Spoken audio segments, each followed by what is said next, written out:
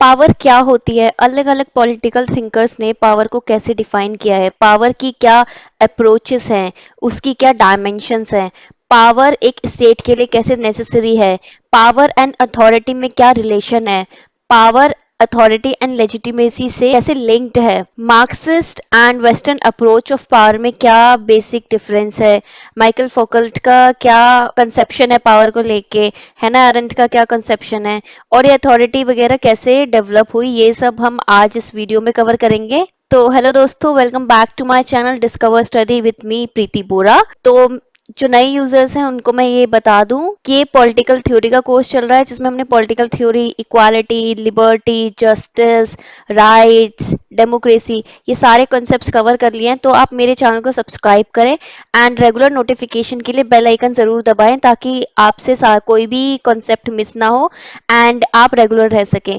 और एक और बात कि जितने एमसीक्यूज वगैरह हैं वो मैं टेलीग्राम चैनल पे डाल देती हूँ, तो आप वो वहां से रेफर कर लीजिएगा। तो चलिए स्टार्ट करते हैं। देखिए, आपने तो सुना ही होगा कि politics is all about power, यानी कि जो राजनीति है वो सारी पावर के अंतर्गत घूमती रहती है। तो पावर को इतनी इंपॉर्टेंस क्यों दी गई है, पावर क्यों इतनी जरूरी है और पावर का क्या सिग्निफिकेंस है? देखिए, हम साइंस में पावर को एज अ फोर्स पढ़ते थे, बट लेकिन सोशल साइंस में पावर एक ऐसी एक्टिविटी है जिसके द्वारा हम लोगों के ओपिनियंस चेंज कर सकते हैं और हमारे जो डिटर्मिनिस्टिक गोल है, यानी कि जो हमने तय कर रखे हैं कि हमें कोई काम कराने हैं, तो हम अपनी विल के हिसाब से दो लोगों के डिसीजन रिवर्स कर सकते हैं। ये तो हो गई एक बात। तो पावर क्या हमेशा वायलेंस से रिलेटेड होती है? बिल्कुल भी नहीं। जो पावर है वो बहुत सारी टर्म्स में देखी जा सकती है, जैसे कि नॉलेज इज पावर भी कहते हैं।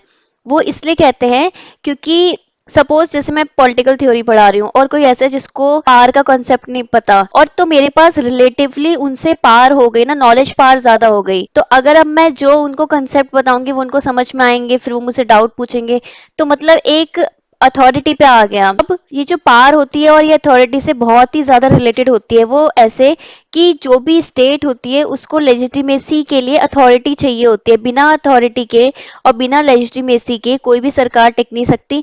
लेकिन क्या क्या ग्राउंड्स होंगे और क्या क्या उसकी डायमेंशंस होंगी अथॉरिटी की, वो कभी भी सेम नहीं रहता सारी कंट्रीज के लिए, वो हमेशा वेरी करता रहता है। तो क्या पावर से हम सिर्फ कलेक्टिव गोल्स ही परस्यू कर सकते हैं, यानी कि जो हमने सोचा है कि सबको ये पर्टिकुलर काम करने हैं, क्या वही करते हैं, या फिर पावर एक डोमिनेशन है लोगों के ऊपर? तो देखिए, पावर की जो डेफिनेशन है उस पे सब लोग एक ही तरीके से एग्री नहीं होते, वो बहुत वेरी करती है। अगर आप इंटरनेशनल हिस्ट्री भी उठा के देख लें तो वो सारा गेम ही पावर का है। जैसे किसके पास कितनी पावर है उसके हिसाब से कॉलोनाइजेशन हुआ, एंड फिर वर्ल्ड वॉर 1, वर्ल्ड वॉर 2, फिर उसके बाद कैपिटलिज्म एंड सोशलिज्म में भी ये सारी चीजें हुई। और ऐसे बहुत सारे इंटरनेशनल रिलेशंस होते हैं जो सोली कंसर्न्ड होते हैं पावर से।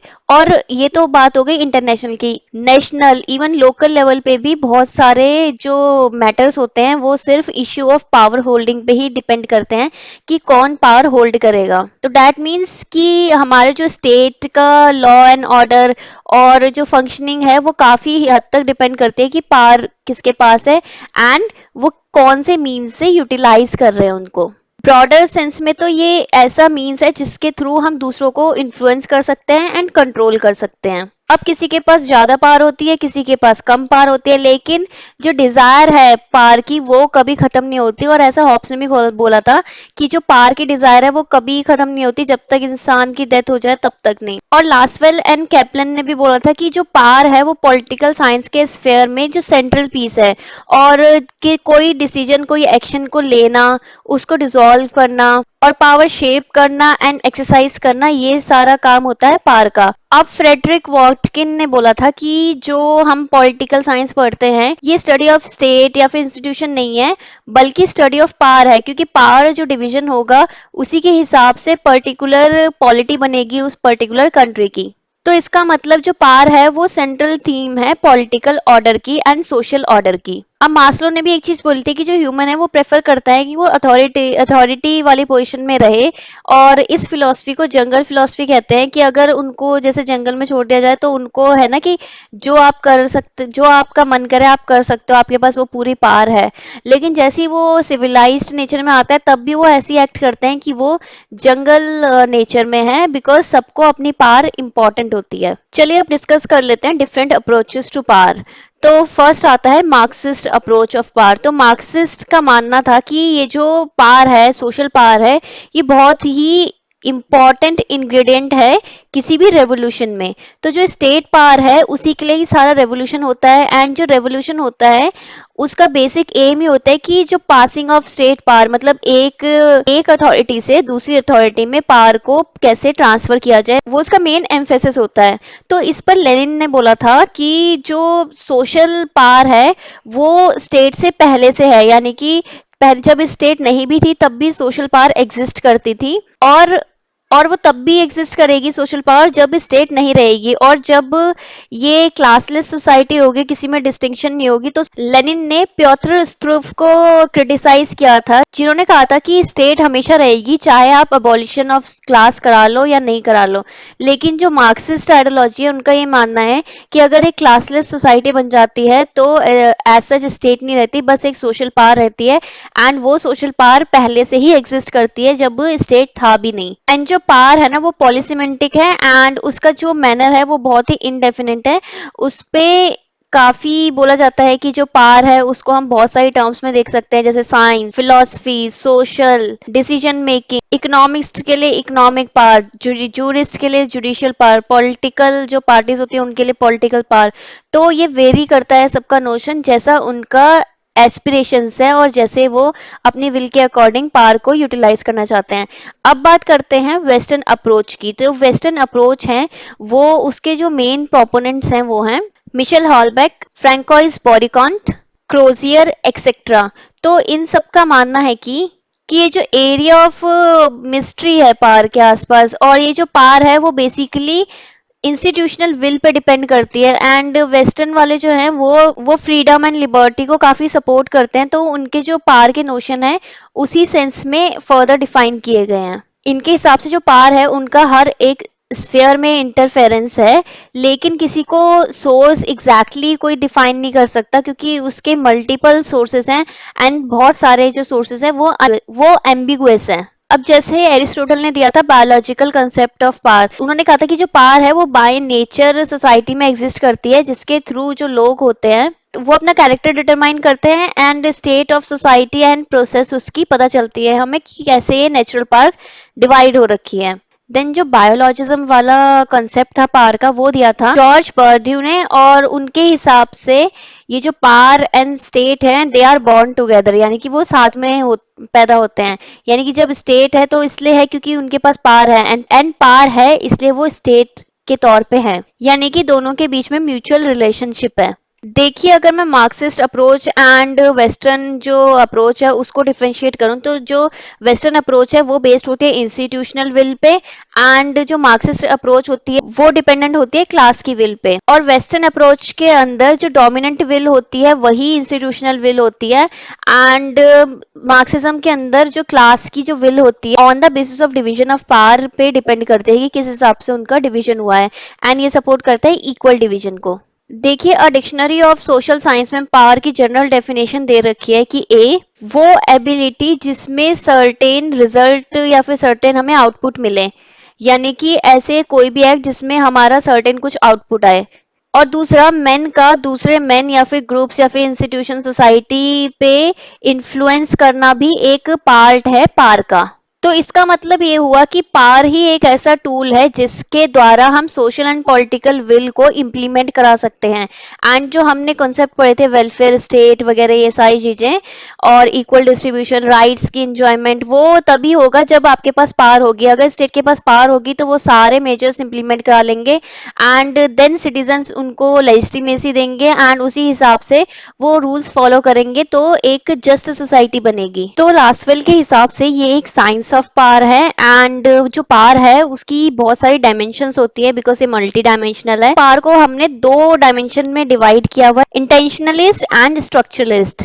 इंटेंशनल स्ट्रक्चरलिस्ट वो वाले ग्रुप्स होते हैं, वो माइनॉरिटी ग्रुप्स होते हैं जिनके साथ हम पावर को एसोसिएट कर सकते हैं बहुत ही इजीली, जैसे पॉलिटिकल पार्टीज हो गया, पॉलिटिशियंस हो गए, प्रेशर ग्रुप्स हो गए। बट जो स्ट्रक्चरलिस्ट होते हैं वो हम इजीली आइडेंटिफाई नहीं कर सकते बिकॉज वो मेजॉरिटी ग्रुप्स होते हैं। और power as a form of social system, इसी जो पावर है, स्ट्रक्चरलिस्ट पावर है, उसका पार्ट है। तो देखिए, स्टीवन लूकास ने एक बुक लिखी थी, पावर अ रेडिकल व्यू। उसमें उन्होंने बोला था कि जो तीन हमें कंडीशन चाहिए होती है कि पावर है या नहीं है, उसे डिटरमाइन करने के लिए।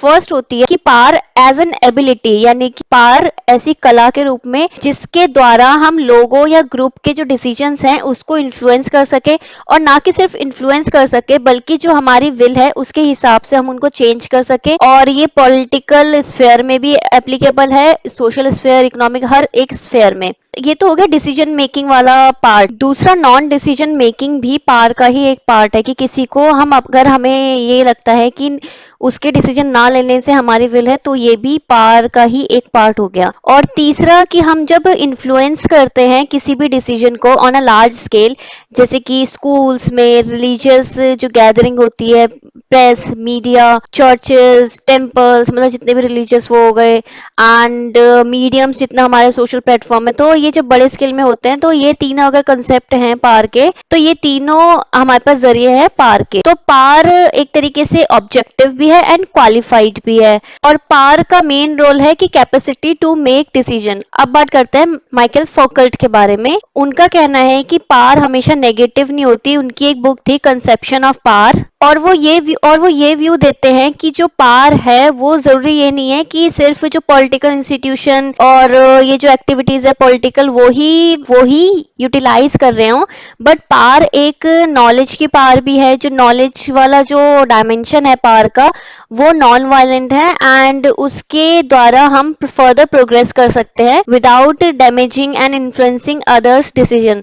और ये जो इन्फ्लुएंस होता है, ये अवेयरनेस एंड इनलाइटमेंट की तरफ आपको ले जाता है। यानी कि ये एक पॉजिटिव पावर है, ये एक कंस्ट्रक्टिव पावर है। इसमें कुछ कंस्ट्रक्ट होता है, कुछ बनता है, ना कि आप दूसरों को डिस्ट्रॉय करते हो। एंड नेगेटिव नोशन नहीं है ये बिल्कुल भी पावर का। और इनका मानना ये है कि जो पावर है वो सोसाइटी में हर जगह फ्लो करती है, एंड पावर हर जगह है, यानी कि power flows everywhere in the society and power is everywhere. और इनफैक्ट इनके हिसाब से ये जो पावर का कॉन्सेप्ट है, ये एक मेटा पावर है, एक ट्रुथ है जो या तो जो कंटिन्यू ही रहता है, जो चलता ही रहता है, उसकी जो प्रोसेसेस है वो कभी खत्म नहीं होती। अब बात कर लेते हैं हैना एरेंट की। जो हैना एरेंट है, उन्होंने जो पावर को डिफाइन किया है वो कम्युनिटेरियन व्यू से किया है। उनके हिसाब से पावर एंड वायलेंस में बहुत बड़ा डिफरेंस है, और उनकी जो डेफिनेशन है पावर की, वो एक कलेक्टिव डेफिनेशन है, एक प्लूरल डेफिनेशन है in terms of society. Because हम सोसाइटी में जब रहते हैं